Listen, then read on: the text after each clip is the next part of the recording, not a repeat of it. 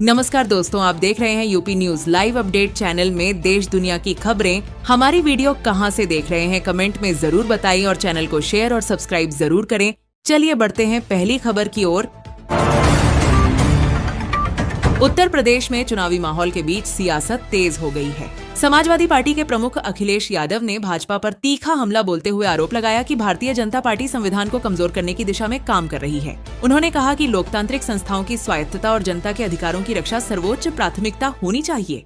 बयान के बाद राजनीतिक बयानबाजी और तेज हो गई है, जहां भाजपा नेताओं ने आरोपों को निराधार बताया। चुनाव से पहले ऐसे आरोप प्रत्यारोप से प्रदेश की राजनीति में गर्मी बढ़ती दिख रही है, जबकि मतदाता विकास, रोजगार और कानून व्यवस्था जैसे मुद्दों पर स्पष्ट एजेंडा की उम्मीद कर रहे हैं। सिंधु जल संधि के तहत रावी नदी सहित पूर्वी नदियों का उपयोग अधिकार भारत को मिला। रावी का औसत वार्षिक प्रवाह लगभग 7 मिलियन एकड़ फुट माना जाता है, जिसका अधिकांश पानी भारत सिंचाई, बिजली और डायवर्जन में इस्तेमाल करता है। सामान्य परिस्थितियों में पाकिस्तान को सीमित या अतिरिक्त बाढ़ प्रवाह ही मिलता है। नदी का प्रवाह किसी एक टंकी से नियंत्रित नहीं होता। बांध, बैराज, नहरें और मौसमी कारक प्रभाव डालते हैं। पाकिस्तान की मुख्य निर्भरता पश्चिमी नदियों पर है, इसलिए रावी में कटौती का असर प्रायः स्थानीय स्तर तक सीमित रहता है। राष्ट्रीय जल सुरक्षा पर बड़ा प्रभाव नहीं पड़ता। 2 दिन की गिरावट के बाद सोना और चांदी में जोरदार तेजी देखने को मिली है। रिपोर्ट्स के अनुसार सोना करीब 3,500 रुपए और चांदी लगभग 13,500 रुपए तक महंगी हुई है, जिससे निवेशकों में हलचल बढ़ गई है। बाजार विशेषज्ञों का मानना है कि यह तेजी वैश्विक संकेतों, डॉलर की चाल और सुरक्षित निवेश की मांग से जुड़ी हो सकती है। हालांकि ऊंचे स्तर पर खरीदारी जोखिम भरी मानी जाती है। यदि आप निवेश के लिए सोच रहे हैं तो एक मुश्त खरीद के बजाय चरणबद्ध निवेश या गिरावट का इंतजार करना समझदारी हो सकता है। अल्पकालिक उतार चढ़ाव को ध्यान में रखते हुए सतर्क रणनीति अपनाना बेहतर रहेगा।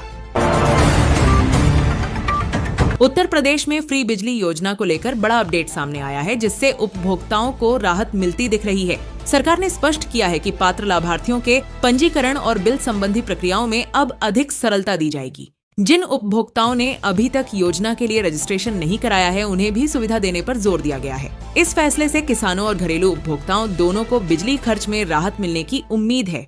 अधिकारियों के अनुसार योजना का लाभ अधिक लोगों तक पहुंचाने के लिए नियमों में व्यावहारिक सुधार किए जा रहे हैं, ताकि पात्र उपभोक्ता बिना परेशानी इसका लाभ उठा सके। दिल्ली एनसीआर में वायु गुणवत्ता में सुधार दर्ज किया गया है और AQI में गिरावट के कारण graded response action plan grab 2 के प्रतिबंध हटा दिए गए हैं। हल्की बारिश और मौसम के अनुकूल प्रभाव से हवा की गुणवत्ता बेहतर हुई है, जिससे प्रदूषण का स्तर खराब से मध्यम/संतोषजनक की ओर गया। अब GRAP 2 के तहत लागू धूल नियंत्रण, निर्माण कार्यों पर पाबंदी जैसे कई उपायों को प्रभावी रूप से समाप्त कर दिया गया है, जबकि सतर्कता और निगरानी जारी रहेगी। अधिकारियों का कहना है कि सुधार जारी रखने के लिए जन सहयोग और सतत नीतियों की आवश्यकता है। पहली बार नौकरी की तलाश में निकले युवाओं के लिए गुड न्यूज है कि इस साल लगभग 73% नियोक्ता एम्प्लॉयर्स फ्रेशर्स को प्राथमिकता देने का इरादा रखते हैं। कंपनियां अब अनुभव की कमी वाले युवा उम्मीदवारों को ट्रेनिंग और विकास के अवसर के रूप में देख रही हैं, जिससे नौकरी पाने की संभावनाएं मजबूत हुई हैं। खासकर IT, वित्त, मार्केटिंग और ग्राहक सेवा जैसे सेक्टरों में फ्रेश ग्रेजुएट्स के लिए रिक्तियों की संख्या बढ़ रही है। विशेषज्ञों के अनुसार तकनीकी स्किल्स, कम्युनिकेशन और अनुकूल सीखने की क्षमता से फ्रेशर्स के लिए अवसर और बेहतर होंगे। यह रुझान बेरोजगार युवाओं के लिए उत्साहवर्धक संकेत है। इस साल केंद्रीय माध्यमिक शिक्षा बोर्ड की बोर्ड परीक्षाएं कई अहम बदलावों के कारण अलग मानी जा रही हैं। 10वीं के छात्रों को अब साल में 2 बार परीक्षा देने का विकल्प मिलेगा, जिससे प्रदर्शन सुधारने का अवसर बढ़ेगा। वहीं 12वीं की उत्तर पुस्तिकाओं की डिजिटल मूल्यांकन प्रक्रिया अपनाई जा रही है, जिससे जांच अधिक पारदर्शी और तेज होगी। बोर्ड का उद्देश्य मूल्यांकन में त्रुटि कम करना और परिणाम जल्दी जारी करना है। इन सुधारों से छात्रों का तनाव घटाने, निष्पक्षता बढ़ाने और परीक्षा प्रणाली को आधुनिक बनाने की दिशा में महत्वपूर्ण कदम माना जा रहा है, जिससे शिक्षा व्यवस्था में भरोसा और गुणवत्ता दोनों मजबूत होंगे। राजस्थान सरकार ने सामाजिक सुरक्षा पेंशन राशि में बढ़ोतरी का बड़ा फैसला लिया है। अब पात्र लाभार्थियों को हर महीने अधिक आर्थिक सहायता मिलेगी। नए अपडेट के अनुसार पेंशन राशि को बढ़ाकर 1,300 रुपए प्रति माह कर दिया गया है, जो पहले 1,250 रुपए थी।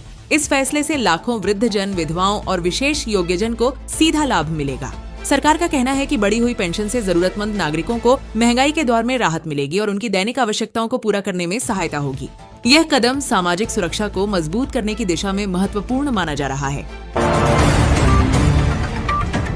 सरकारी स्कूलों की छात्राएं अब AI ऐप विकसित कर तकनीकी दुनिया में अपनी पहचान बना रही हैं। वे स्मार्ट समाधान जैसे भाषा सीखने, स्वास्थ्य सहायता और स्थानीय समस्याओं के लिए उपयोगी ऐप्स बना रही हैं, जिससे भारत का तकनीकी क्षेत्र में दबदबा और बढ़ रहा है। इस पहल से दिखता है कि अब संसाधनहीन पृष्ठभूमि वाली छात्राओं को भी AI और कोडिंग सीखने के अवसर मिल रहे हैं। शिक्षा संस्थान और कोडिंग प्लेटफॉर्म उनकी कौशल विकास में मदद कर रहे हैं। इससे न केवल उनके करियर के मार्ग खुल रहे हैं, बल्कि यह युवा तकनीकी प्रतिभा को बढ़ावा देने वाला सकारात्मक बदलाव भी है।